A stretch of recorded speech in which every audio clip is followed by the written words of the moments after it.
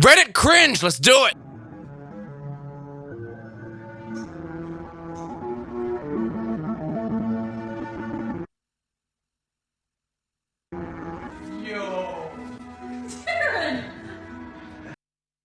Fake. Absolutely fake. You tell me he did that as he was doing the recording thing?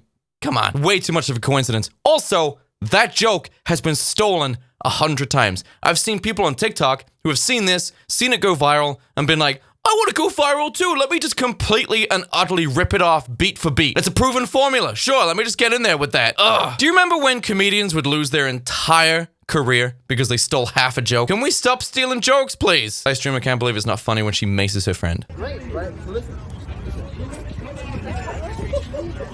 What the She just maced?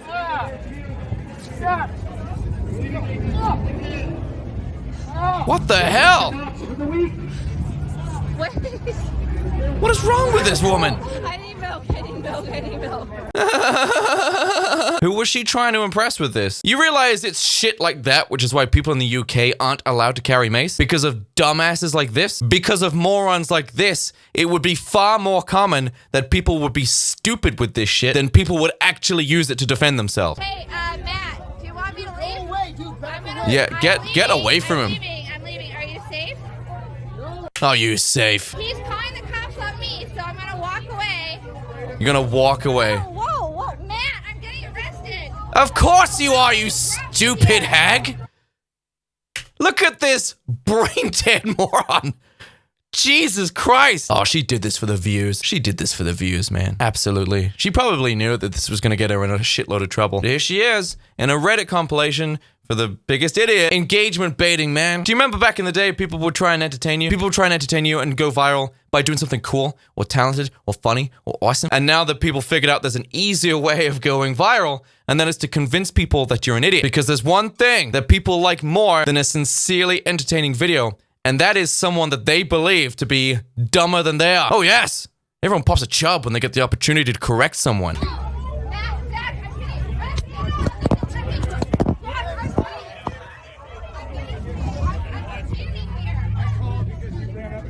Bro told me he had a crush on her, so I told him to talk to her.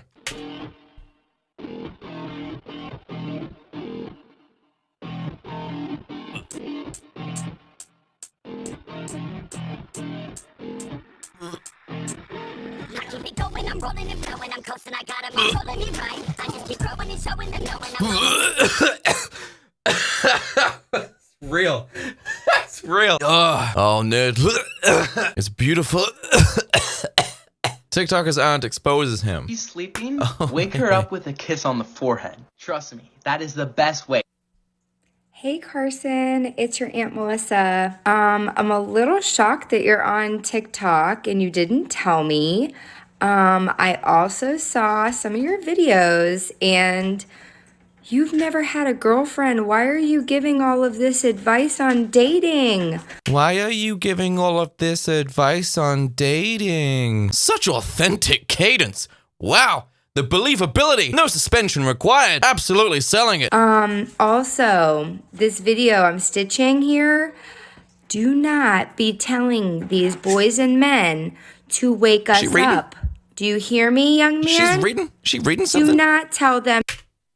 Her eyes are darting left to right. Is she reading this? Did he orchestrate this entire video to make it look like he got exposed? Because people love it when someone gets exposed, don't they? Even if none of it's real. Oh, God. Do you have any idea how easy it would be for someone, including me, to make a video like insert celebrity name here, followed by the word exposed in capital letters, and it doesn't matter if anything in the video was factual. You'd watch it, you'd believe it, you'd spread it, you'd change it, and all of a sudden, there are a million extra facts added to this already fabricated fact. It is a very dangerous aspect of social media. I don't want a kiss on the forehead in the morning. I want to be left alone.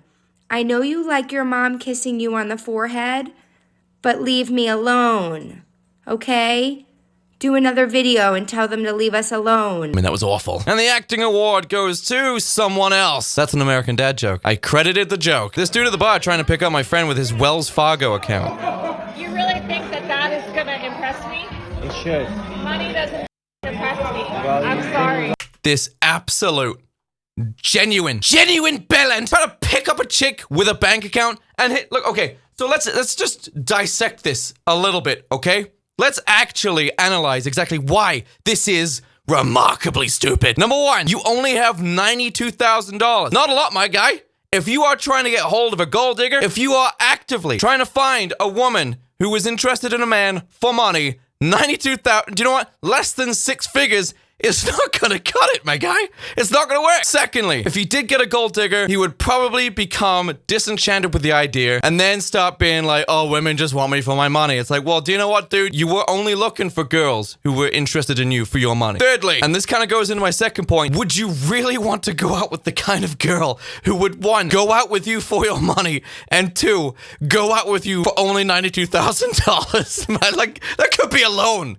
Like, that's not that much, dude. Money doesn't impress me. Well, I'm then sorry. you lost It does in not life. impress me. Then you lost in life.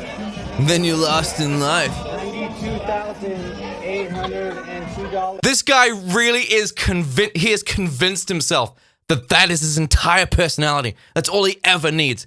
You can bet that that guy's YouTube recommended page is filled with those alpha males who tell you how to pick up chicks. These pickup artists, man. The 3 things, or the one thing, the secret, the top 10 tips. These things guaranteed get yourself a girl. Any girl that you want, regardless of how you look or smell or sound. Regardless of a woman's type, regardless of a woman's standards, regardless of her relationship status, you do these 10 tips, these 3 top tips, these 3 secrets, these amazing one-liners, you can get any woman you want.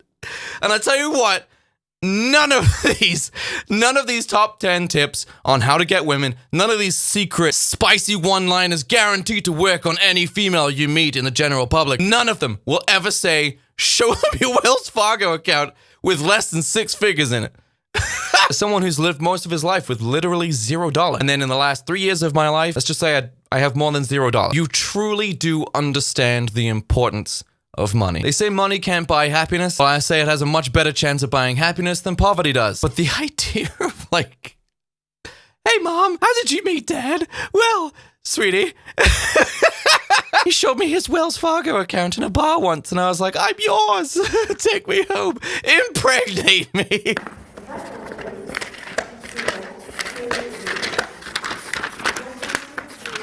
Oh no. Oh, this guy's having a breakdown. Il y a une erreur dans votre cours. Putain, le con. Oh.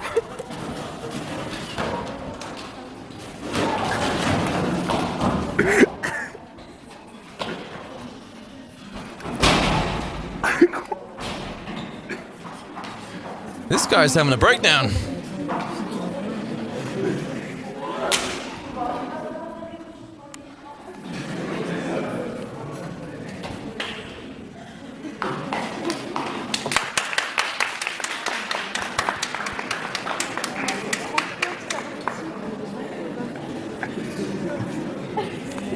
And then goes to the exit. Fire escape. All right. Right, so isn't it amazing the kind of stress, mental and financial, physical even for some people, the amount of stress we go through in order to achieve higher education? Why? Getting into the college or university costs a lot of money. You don't have a lot of time to do a lot of coursework, and then when you do leave, you're not greeted with a brighter future or a better job. You're greeted with entry-level jobs that pretty much everyone else can do. And in fact, the people who didn't go to college or university have been doing them for much longer. Because get this, life and work vocations are about experience. Because experience is practical, it's applicable, it's reliable. Having cherry-picked knowledge of a certain subject does not make you a good worker or a good candidate for the professional job that you're going for. You are going to lose it to someone who's worked a little bit longer than you have. But you have to ask yourself, why? Why is the modern construct of higher education so difficult to achieve? Is it because possibly that stupid people are far easier to control than free-thinking, educated types? Like, you need to realize when people don't want you around, and we try to tell you every time we text you, like, we try to make it that we don't want you around, but you just don't get the hint. Like, how can someone be that stupid? I'm literally receiving text from you saying, come over. I'm confused. So it's quite clear that they all have this open dialogue about not wanting this poor child to hang out with them. And they're so convinced that this outward energy of we don't want them to hang out with us is so apparent that they can't believe that this person isn't getting the hint. But how much do you want to bet that if we read their text, if we looked at their dialogue from a third-person, impartial perspective, there would be literally nothing explicitly detailing their unwillingness to hang out with this person. And because they've not made this thought, they've not made these feelings apparent or obvious, now they're getting frustrated. It's like, you need to have a clear conversation. That's why they're here. They're not here because they knew you didn't want to hang out and they came anyway. They're there because they weren't entirely sure. Yeah, because we feel bad for you. You don't have any other friends. Okay, well then if you felt this way, you should have just texted me telling me not to come over. I don't want to hang around toxic people like you. Well, we can't have a bad rep like you would tell everyone. Fine, I won't tell anyone shit. You're annoying. Jesus Christ. That person sounded like the biggest douchebag of all time. It's amazing that people like that have the ability to pick their friends. Oh, Avocado, Avocado. For a weigh-in. It's ready. Oh. 360.0.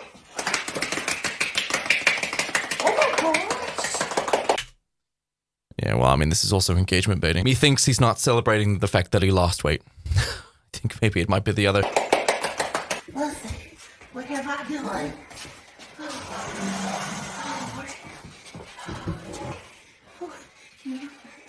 Goodbye. Oh, no, she's still here with us. Here we go. Okay. Shut. Oh, we're on. It's not doing anything. You're not ready? She's not ready. Oh, you biatch. Okay.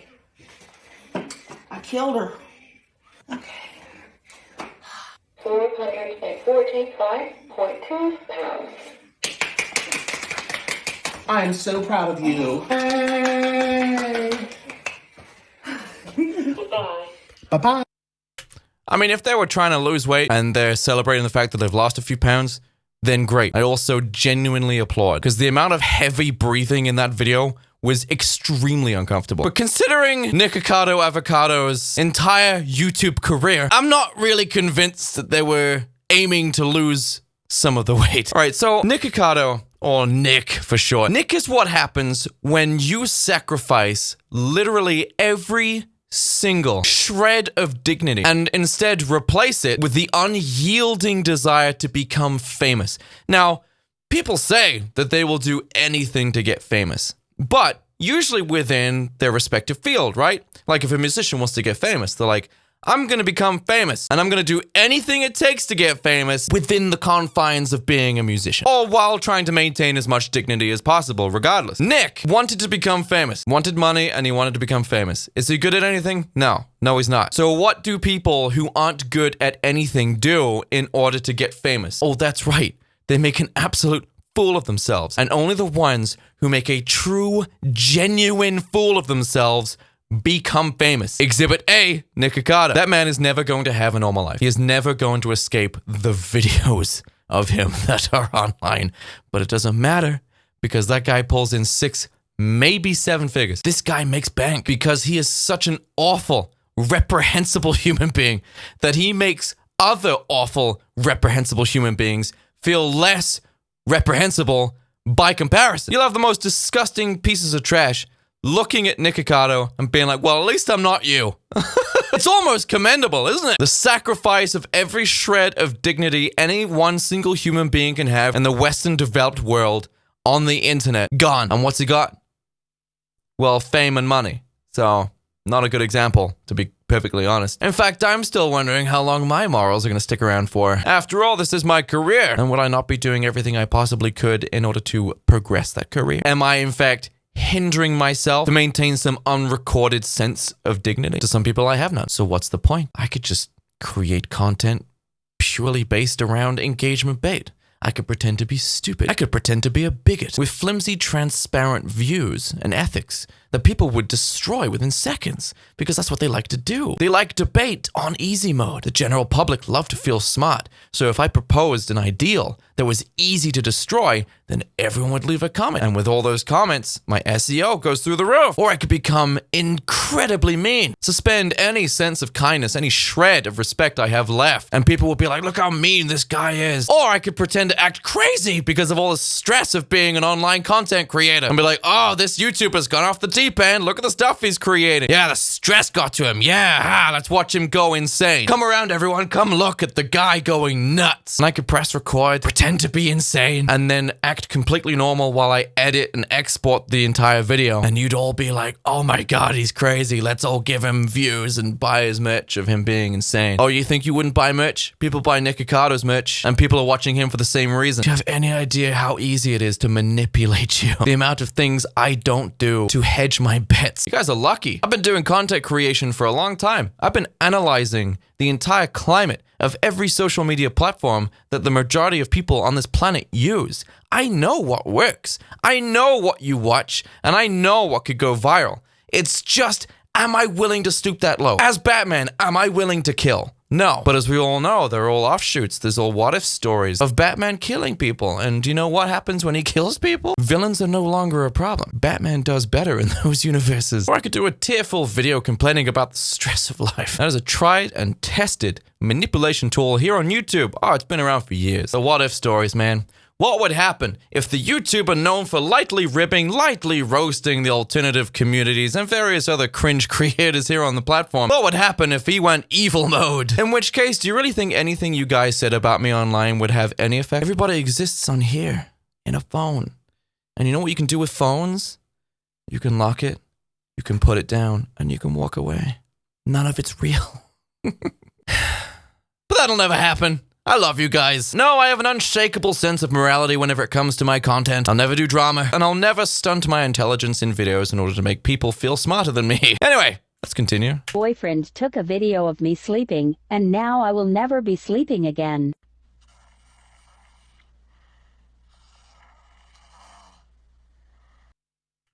My God. Do you ever worry about that? That you look awful when you sleep? Because I worry about it all the time. POV! You just clocked in for your shift. I want some snow crabs and I want to pop this pussy all motherfucking summer. So, bitch, I need a motherfucking Henny on motherfucking bitch. White girl in the back, please. Stop what you're doing.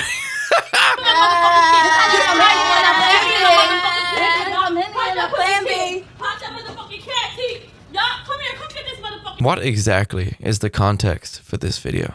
What was going on here? What inspired these amoeba-brained spawn of the swamp to start doing this? What are they complaining about? Are they complaining? Are they hyping each other up, perhaps? Is this a pharmacy? Where is this? This is a pharmacist. This is a pharmacy. Can I get a plan B? Can I get a plan B is what she said at the end of that video.